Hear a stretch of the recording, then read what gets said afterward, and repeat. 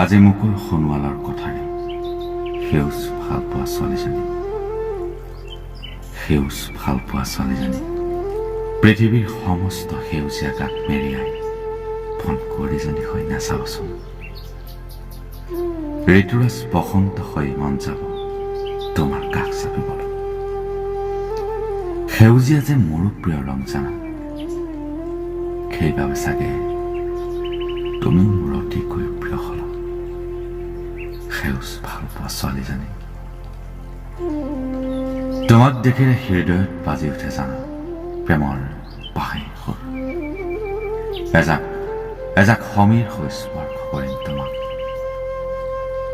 তোমাৰ অজ্ঞাতে কিমান যে সপোন ৰচিলো, কিমান যে কবিতা লিখিলো, কিমান যে বুকুত আশা পালিলো, তথাপিও নাপাওঁচোন তোমাৰ সঁহাৰি সেউজ ভাল পোৱা ছোৱালীজনী। তোমাৰে আশাত বন্দী আজি মোৰ প্ৰেমৰ পক্ষী।